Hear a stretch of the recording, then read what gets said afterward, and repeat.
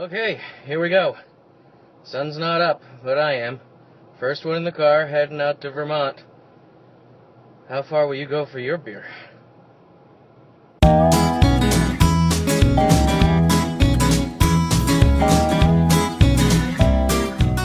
Welcome back to the Happy Hour, guys, and welcome to the state of Vermont. In a state of confusion. Have you seen what my wife looks like? Welcome back to the Happy Hour, guys. I'm Jimmy Ludwig. I'm Mark Aldrich. And we're in Vermont. We're in a gondola. Does that make us gondoliers? No. What are you hoping for on this trip here, Scott? Oh, I kind of love me some Heady Topper, so I'm pretty excited to see where they make that stuff. Yep, there's a lot of great reasons to go to Vermont, but for us, one of the best is heading to the Alchemist Cannery in Waterbury, home to one of the most sought-after double IPAs on the planet, Heady Topper. The Alchemist is run by John and Jen Kimmicks. We've known them for years, and we've seen them get through some pretty heavy-duty challenges, including when their original brew pub was destroyed by Hurricane Irene back in 2011. These days, they're running the cannery, they've sold off the old restaurant, and they are making, no kidding, a beer that was ranked recently #1 in the world. So we're here to talk about that, to talk about running a company, and of course, to taste this amazing beer. Well, hey there. Great, man. How are you? Fantastic. Good to see you. Good to see It's you. been a long time. It has been a long time. Yeah. Fantastic. Good to see you. Have you guys been here? We haven't been No. Oh, cool. Remember the last time we talked to you was right before all the crazy. Get your shit. All right, man. Yeah, a couple things. Great, man. You didn't hug me. How are you? It's good to see you. The best way to welcome ourselves to the Heady Topper. Thank you so much, Jen. Cheers. Heady Topper to the Alchemist. Well, I'm welcoming myself to the Heady Topper right now. It's Remember that footage from this morning when it was still dark out and when our eyes were barely open and we were talking about where we were going today? This is why it's worth it. Thanks. It's been quite a journey since we saw you last, man. 2.5 years, a lot has changed. I can't actually believe it's only been 2 years. It seems like so much has happened. Let's give us the highlights. The low lights? Well, The low lights of the pub where we had our last conversation is gone, which is what it is. Now things are considerably better for us. We're just getting ready Just to about open to come this, online, right? right? Yeah, didn't I thought you guys had popped over here and looked right. around? You weren't open yet. Wasn't ready yet. You weren't ready to can. You weren't quite there No, we yet. weren't doing it, but I think we were brewing it. I know we were brewing at that Yep. point. Yep. Yeah, I mean, geez, it's taken off like crazy. How did it start, and what's happened in the last couple of? It all started with these 4 fermenters. Really? Everything else is come Since then, pretty much. That's a lot of You know? stainless steel. A couple of bright tanks and 4 fermenters was 1,500 barrels a year, and now we're at 9,000. But yeah, things are cool. Show you Wow. around. Come on. Awesome. I need to have a beer in my hand, though. And also, in addition to Heady, John is beginning to make some of the beers that he was making back at the old brew pub, and Mark is getting it. Wait, Mark didn't tell me he got a chance to. Mark. Yeah, check it. I mean, Love it. Let's see. all of this. I mean, right away we added 4 more fermenters, and that took us to 3,000. Wow. And another bright. But then when we jumped to 6 and jumped to 9, we got all those tanks kind of all at once, and then we just slowly built our production up and brought the tanks online, and now we have 60 barrel bright tanks back there. Wow. So every canning run is 4 individual fermentations of Heady Topper being blended to create that final flavor in the can, which Gotcha. for consistency wise is huge. Once a day, 2 days a week when we began. Originally, yeah. Yeah. And then I went to 4, and then as soon as we got over that, we hired on a second brewer, and then the third brewer. So now we have 3 back-to-back brews, 4 days a week. 4 days a week. And they just kind of blend seamlessly, and it works out nice. Wow. And you're selling everything that, I mean, it's not even on the pallet before it's gone. Pretty Yeah. I mean, we still sell out on like Friday. much. Amazing. And have nothing for sale on Saturday. And that's with the 1 case limit. Sure. So, Glad we're not here on a Saturday. Yeah. That's all I have to say. Yeah, you are. Because you didn't tell me, and I wouldn't have held a case for you. Are you already talking about expanding, or is it just like, let's keep it where it is and just do this? No, I mean, we're just now getting into making some of those specialty beers again. Yeah. Some of my beers from the pub. And we're not telling anybody what I'm making. I'm not telling you when it's coming out. It's just gonna happen when it happens. Right. Because at this point, more than anything, my goal is to make these guys work less and just keep everybody mentally happy. Good. And having fun. You know, I want these other beers to just be fun. Like at the pub, it was crazy that rat wheel Yeah, you got locked in production, and you're so busy that my head was down, and I'm just working, and years just slip by, and it's like that's just crazy. Yeah. I'm not going to let that happen again. I mean, we were there with the heady, but not really. You know, we've managed it very well. People are learning. It's like, this is it. This is all there is. So deal with it, because that's just the way it is. You know, it's everything that you love about Heady Topper, you risk changing. Exactly. You demand more and more and more. And if we had all these investors that were demanding more because they're all greedy money grubbers, then all of a sudden your business' soul drops out of it, and it's just different. Yeah. And you're doing it for the bottom line, and it's like, that's just bullshit. I want that beer to be perfect, and this is the level.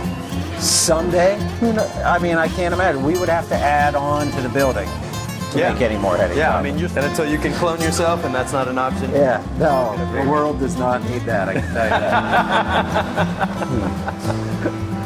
that. So let's walk right through here. How far would you go for your beer? A long way, right? You know what we should do? Let me see if one of these is carbonated yet. Now, what if you got to taste Heady Topper out of the tank right before it's canned? How far would you go then? So this is going to be Monday's canning run. Oh So my this goodness. is This is as fresh as it gets. this is the freshies. Woo! Wow. Go ahead, put your glass under there. Yes, sir. Right down in.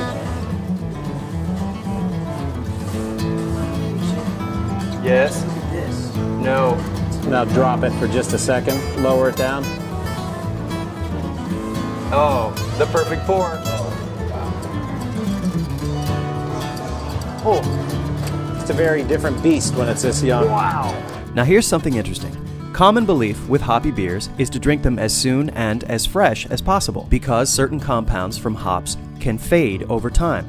Not surprisingly, John has his own opinion about this sort of thing. It doesn't even come into its own until it's got some more age. It's just very raw. It's very forward, yeah. Yes, and so often people get so obsessed with how old their case is, their cans, and it's like man, we're selling it young.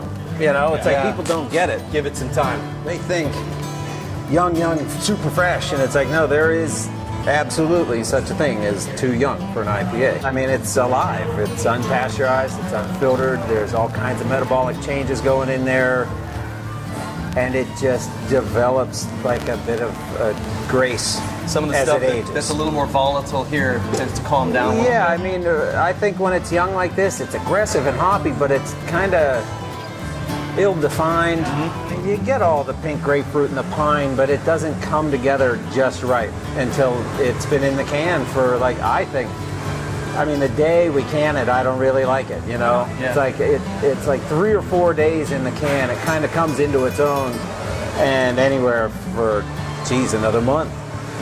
It's dynamite. We just drank a can the other day that was 2 years old, and it was great.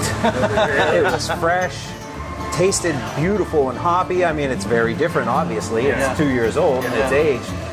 But boy, bright hop character, really nice. Wow. So to say that business is booming at the Alchemist would definitely be an understatement. But where do you go from here? So we actually got John Kimmicks to sit down, which doesn't happen very often. Oh, it happens more often than you would think. More than it used to, at least, right? Here we are at like the pinnacle of all the work that you've done in the last couple of years, and now you're just ready to cruise, and we think that's awesome. We think you guys should just cruise and take as many deep breaths as you possibly can. Again, I mean, we talk about it a lot, the lifestyle, our lifestyle and our employees' lifestyle. If we're at this point and we're as busy as we are and we're making as much as we are, we owe it to our employees to just make it easier for them. How many people do you employ now? 25. 25. We had 26 at the moment. So those all disappeared in one night, and right. we're almost back to the same level we were, which is very cool. That's terrific. It's a real mindset. It's so Yeah, to hear. everyone says don't hire family or friends. Everybody hires family or friends. So I mean, that's the case. We're in trouble. Yeah, but you're getting all the work done and putting out amazing products. So. Yeah, that's right. And it's been that way, since we opened 10 years ago. Trust each other, One of your secrets this season. Yeah, I think so. Were you able to bring anybody over here from the pub? Oh gosh. Boy, Sue, what do you think? 75% of our staff? Really? 25 Wow. Oh, that's employees great. now, and I'm going to Really? say 18 of them are from the pub. Really, that's the big thing. It's like I will never forget what it was like to be a teenager and how shitty it was in raising a child. I'll never forget what it was like to have 3 jobs. Countless terrible jobs with terrible bosses, and that's not going to be us. Yeah. Never. Yeah. But I would imagine it's not an accident that the Alchemist is in Waterbury, Vermont. So I would think the lifestyle, like a Vermont lifestyle, is sort of reflective of the way you see the world. I guess I see the world very differently than other people, because my brother pointed that out to me when we were out at the Great American Beer Festival. We're sitting there in our hotel room getting ready to go to the festival, and he looks at me, he's like, what world do you live in? It's like, obviously not the same one you live in, if you're asking me that question. So, But you've created your own thing here, and that is something that a lot of people don't have the gumption and the follow through to do. So in that, you get a chance to kind of tell it like you want it told. oh, absolutely.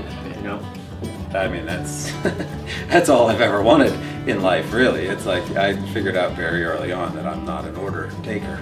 So I knew that if I'm going to do it, if I want that, if I want to do what I want, if I don't want to live in a cardboard box, you got to do it, You can sit around and talk about it, but there's plenty of people that sit on their asses and talk about what they want to do. Absolutely. It's like, well, go do it. Go do it. What's stopping you from doing it? Yeah.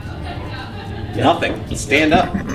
Do it. Right. Get off the couch. Nice. So you're gonna move forward. You're gonna make the best beer you can and keep your lifestyle. Get your lifestyle in a place where it's keeping things in balance. Yeah, just keep it fun. I mean, it's hard. It was Yeah, of hard course. running that restaurant, Of course. and I don't think we realized how difficult it was until we were out of it.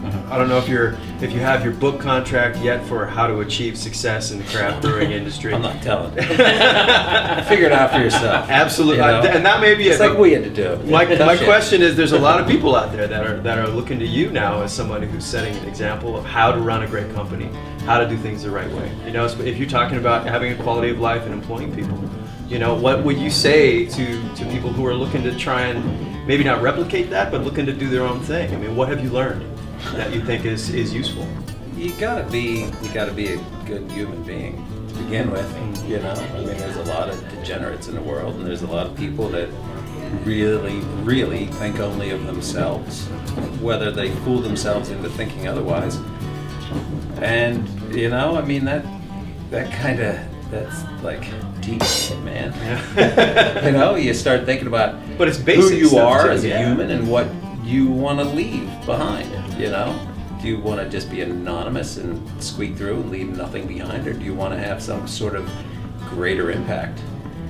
Not going to change the world, but boy, if you can make an amazing change in an employee's life that's been popping around job to job, and all of a sudden you have created a job that they take pride in and have fun at and can see themselves doing till they retire. I mean, what better thing? I mean, Jen and I have found our passion in life and have gone after it and have achieved so much with it.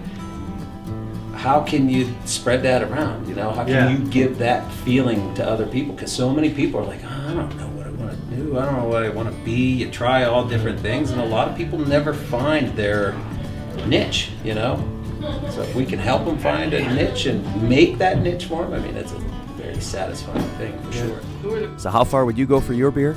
Well, I think we'd all go a long, long way for a beer like Heady Topper. But the truth is, the Happy Hour guys would go even further for people like John and Jen Kimmick. Yes, they make amazing craft, but they support their community, they create jobs, and they've done it all, pretty much from nothing. And the question remains, will we make it back to New York? Maybe not, but what a way to go. Wait, Let's see. growlers can go here. Growlers can go back. We can squeeze it. Let's see. This is called beer Jenga. Mark, will we make it back in one piece? Never. I really don't think we will. But you know what? We'll die hard. Life is too short. Drink really good beer. Seriously good beer.